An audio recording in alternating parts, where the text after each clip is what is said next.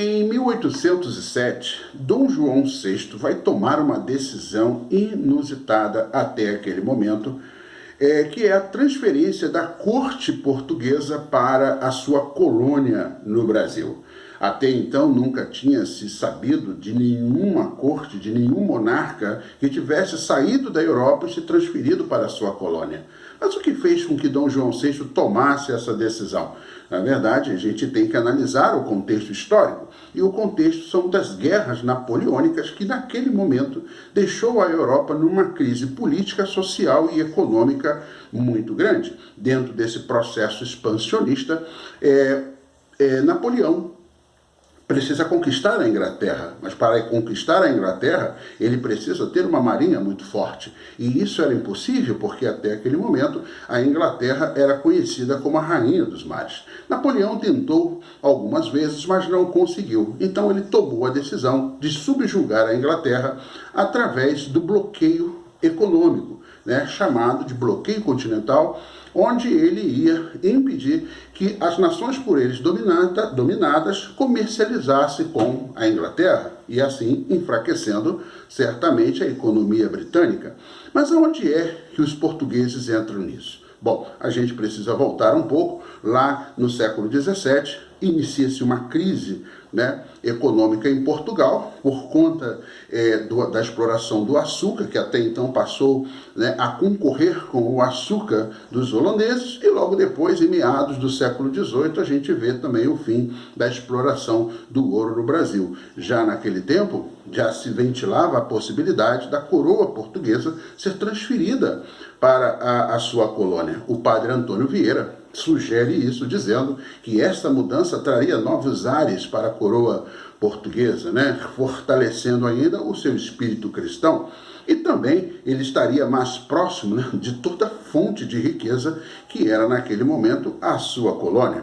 Porém, em 1807 a situação era um pouco diferente, porque nesse momento Napoleão tinha decretado o bloqueio continental e cobrava dos portugueses uma posição.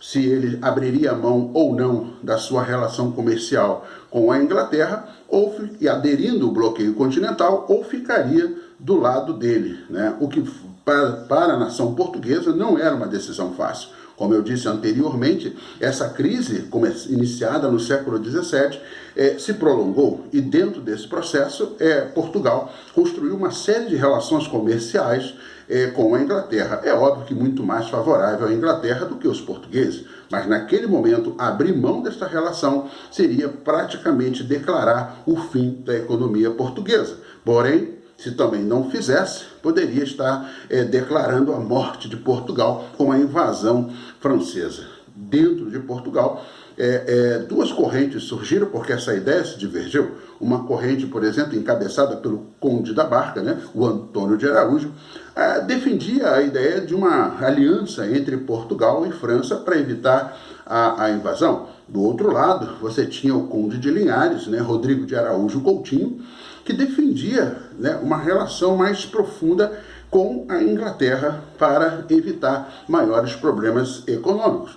O que a coroa portuguesa vai decidir é sair de Portugal, sair da Europa, ficar longe de toda aquela confusão e transferir-se para o Brasil, o que foi feito dentro daquele período. Depois de uma longa viagem, quando Dom João chega aqui no Brasil, ele tem que tomar algumas decisões para poder acomodar 15 mil nobres dentro de onde era a capital brasileira, o Rio de Janeiro. Bom, o que vai exigir dele uma série de tomadas de medidas para realizar mudanças, principalmente mudanças estruturais e também mudanças dentro do campo cultural, do campo administrativo, com a criação aí da imprensa real, do Jardim Botânico, do Banco do Brasil, e também a pavimentação de rua, drenagem de pântanos, e principalmente uma decisão que ele tomou que foi importante demais para o processo de independência brasileira, que foi a abertura dos portos para as nações amigas. E quando a gente pensa em nações amigas, é óbvio que para a Inglaterra, e sendo que em 1810 os portugueses vão assinar o Tratado de Aliança, Amizade, Comércio e Navegação com esse país, dando à Inglaterra praticamente toda a facilidade de comercializar não só com o Brasil, como o restante